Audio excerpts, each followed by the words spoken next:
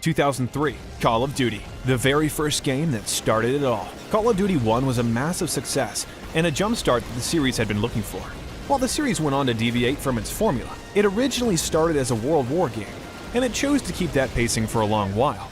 In fact, if people hadn't got tired of World War games, Modern Warfare would have never happened. 2005, Call of Duty 2. Call of Duty 2 was the long-awaited sequel that everyone wanted at the time, and what a game it was. The one thing that separated it from the competition was the amazing cast of voice actors that made this game a staple in the industry. The cast, in fact, was almost the same actors from Band of Brothers, another World War franchise which was popular at the time.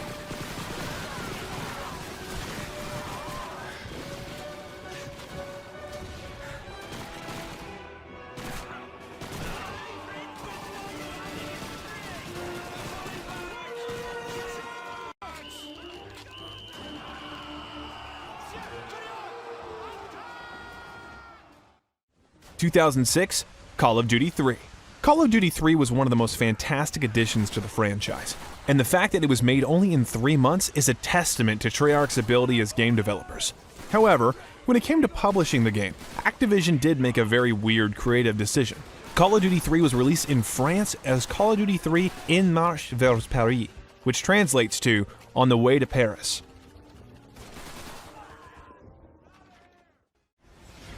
Call of Duty 4, Modern Warfare. Modern Warfare was the most revolutionary title in Call of Duty history. It brought the franchise out of the 1940s into the 2010s, and made Modern Warfare its central theme.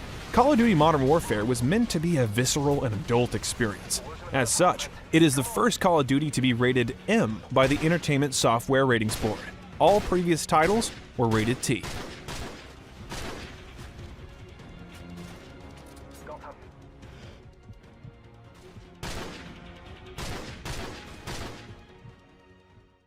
Call of Duty World at War was a return to the World War era, and it brings a couple of references with it. This game features references to some famous fictional film privates. In the opening mission, you see Private Pyle, who is a main character in Full Metal Jacket, 1987.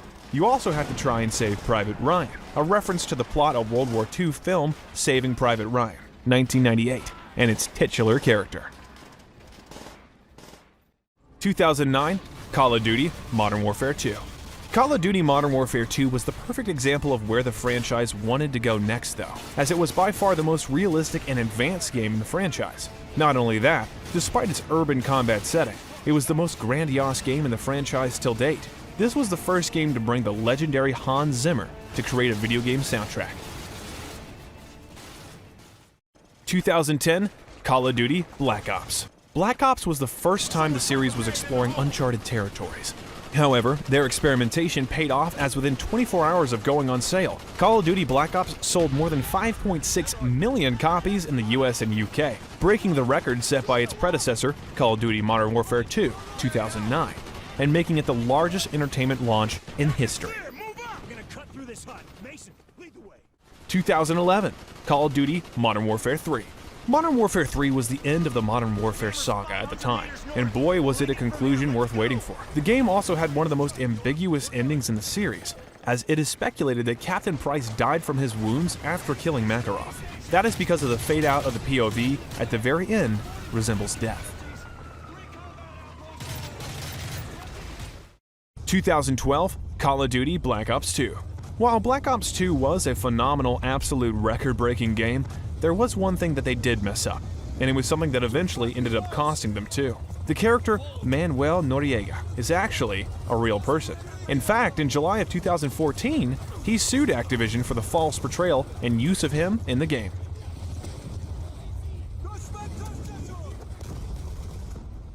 2013, Call of Duty Ghosts.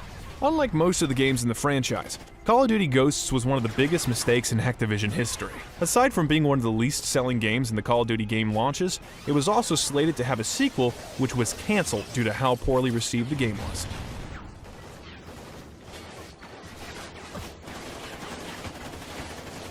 In 2014, Call of Duty Advanced Warfare.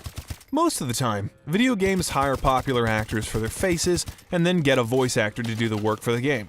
However, Advanced Warfare took the heavy route. Almost every single-player character's physical appearance is based on their real-life voice actor, making it some of the most authentic acting in gaming. –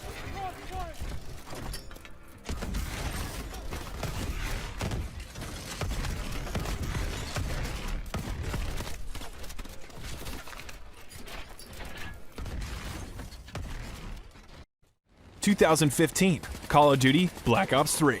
Call of Duty Black Ops 3 was kind of a huge leap when it comes to the franchise. It wasn't anything like fans had expected either, as the game doesn't just take place 5 or 10 years after the second game, but rather a whole 40 years after Black Ops 2. This made Black Ops 3 the most futuristic game that had released in the franchise, being 11 years ahead of Advanced Warfare. –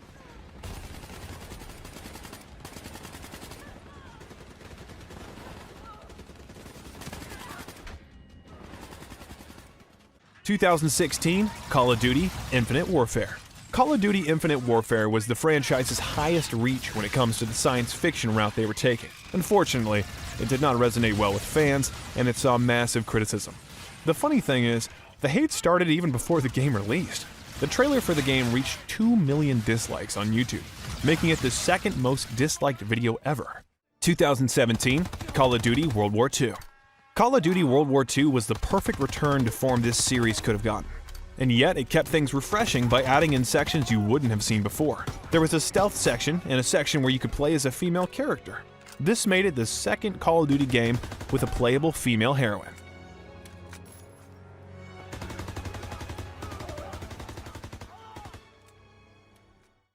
2018, Call of Duty Black Ops 4. Call of Duty Black Ops 4 was a weird one, and honestly one of the most unlikely things to ever happen to the franchise. First off, this was the very first game featuring a Battle Royale mode in Call of Duty history. Along with that, this was also the first Call of Duty game to not feature a single-player campaign, missing out on the massive audience which bought these games for their blockbuster stories. 2019, Call of Duty Mobile. Aside from being the first fully fledged Call of Duty game to ever release on the mobile platforms, Call of Duty Mobile was also one of the games that became a huge esports scene in the mobile gaming community. The game is still alive to this day and has a massive player base almost at the same level of games such as Free Fire and PUBG Mobile.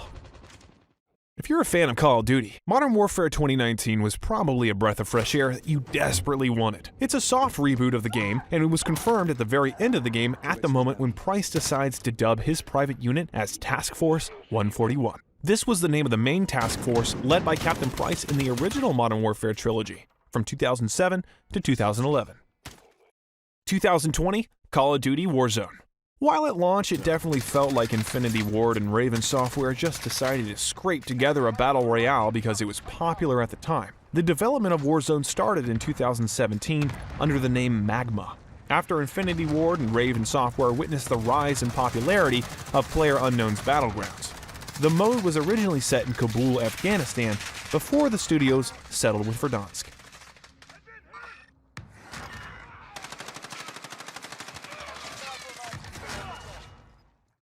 2020, Call of Duty Black Ops Cold War. Perhaps one of the most important aspects of Black Ops games were the characters and the actors who portrayed them. The biggest hit to Black Ops Cold War was that James C. Burns and Sam Worthington did not return to reprise the characters Frank Woods and Alex Mason, respectively. When asked why he didn't return, Burns said that Activision never asked him. As for Worthington, it was simply because he was busy with Avatar 2, which is slated to release this year.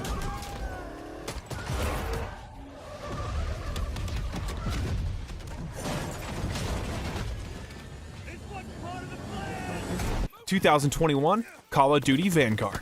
Call of Duty Vanguard is the latest installment in the franchise, and while it did see decent success, it is considered mainly a failure compared to games such as Modern Warfare 2019. However, it doesn't fail in keeping up the continuity of the Call of Duty franchise. In the mission Numa Numa Trail, you are rescued by the 93rd Infantry Division. One of the troops in the 93rd is named Lewis Howard. Lewis's brother, Major Howard, is in Call of Duty World War II. Lewis says a line of dialogue confirming this.